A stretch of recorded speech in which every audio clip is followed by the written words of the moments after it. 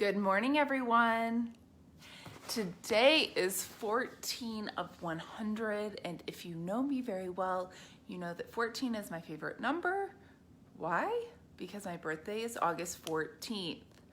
So hi, for anyone who's tuning in for the very first time, I'm Amanda Roberts, and I'm in the process of 100-day lives, every single day, doing a live for 100 days. And the reason is, sometimes when we have confusion in our life, confusion of direction, confusion over what may be next, it is important to truly identify, peel that onion back, and find your voice or your innermost places to recognize to move forward. So that is exactly what I'm doing.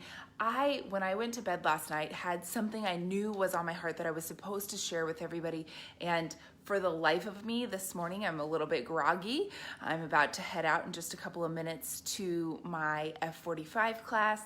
Today is the embarkment of week 4 of my 8-week challenge. With that, I'm in the midst of beginning the Unstoppable Influencer mastermind group with a home study, and I'm now officially on day 8 of a Code Red, unpeeling the onion for food addiction.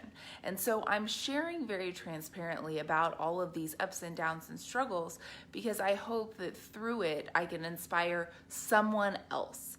So today I want to talk very quickly about commitment, as I'm only have a few minutes, and I wanted to share with you guys something that has always been on my heart, something that for me I've struggled with. It's not necessarily me breaking the promises or commitments to others, but I oftentimes break the commitment to myself. So if I have made you a promise, I'm more likely going to fulfill it than if it was something that I promised myself. And another motivational speaker, Rachel Hollis, talks about how you need to stop breaking promises to yourself. And why is that so important? Because where are you growing? Where are you getting? Where are you putting your promises too high so that you fail, or are they right on track and you just kind of fall short or don't even try? What I have found is it's me. And for me, I have to do things on my time. And sometimes when I have outside influencers who know what that promise is or know what I've committed to, and they start to have a input, when they start to vocalize, oh, well, you need to make sure all you drink is water. Right now, with this Code Red, you do have to get 8 hours of sleep in, because without the sleep, you're not gonna lose. You need to have 150 ounces of water every single day, no matter what. And they talk about how most of the US is completely dehydrated, and we have this falsity as to how much water we should be drinking. I'm gonna tell you, the days that I hit 150 ounces, which is a gallon of water, I'm still thirsty. So it just goes to show you that we are not, as a society, drinking enough water. And then it goes on, we eat 2 or 3 meals a day, no carbs, no sugar. It's a sugar and carb detox. And it's really important. We watched the movie Fed Up on Friday. It was our homework for over the weekend. And if you've not watched it, it shows how even the government is aware of them replacing fat-free foods with increased sugar. So there's a statistic back into the 70s where they did this change. So the government had what they knew needed to be cut back. Dairy needed to be cut back of sugar, all of these things. But all of the lobbyists, the dairies and the sugar industry, the Coke industry, they fought it, and they're powerful. And because of that, they got what they wanted in. And so that's when the turn of sugar-free, or not sugar-free, but fat-free, reduced fat, all of those foods have oftentimes more sugar in them than a full fat item. Because if you remove the fat from products, it tastes like cardboard, is what the Fed Up movie is what I've been taught. And so because of that, we're having an increased sugar. And if you guys don't know this, sugar is 8 times more addictive than cocaine. And so this movie Fed Up, it brought light, and my youngest Camden came in and he was like, Mom, they just said that sugar is poison. And there are statistics to back that up. And so I recognized this weekend we have these exterior influences, even when we make a commitment to ourselves, that we allow to challenge that commitment to ourselves.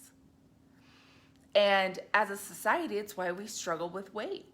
And I am lower than I've been since having kids, but I'm still 2 pounds heavier than I was at the end of my last 8-week challenge. And I'm determined to get past that. There's this threshold that I seemingly have been stuck at.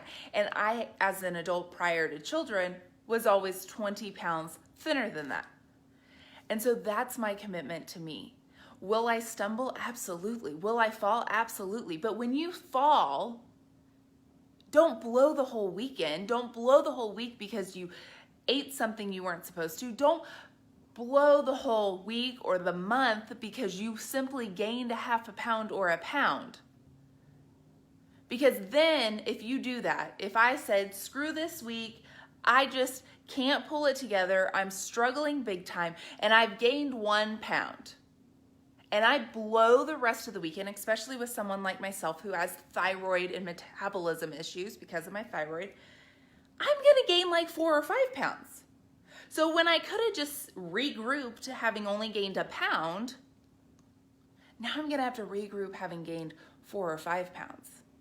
And so that commitment to ourselves needs to be, when there's something, when we weigh that next day and we've gained a pound, what did we eat the day before? Did we get our water in? Did we get our sleep in? What did we do wrong in our day or breaking that commitment to ourselves so that we don't do that again?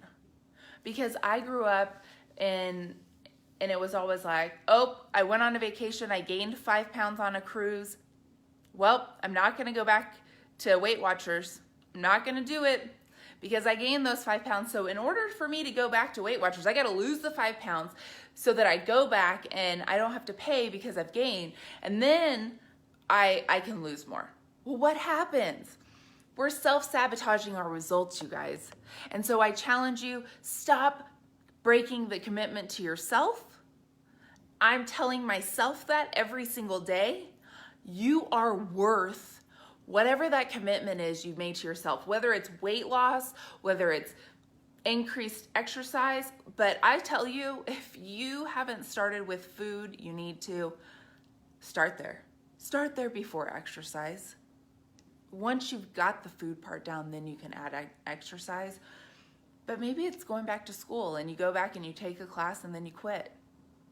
Stop breaking that one dream, that one commitment that you have to yourself. Stop breaking it. Stop breaking the promise to yourself.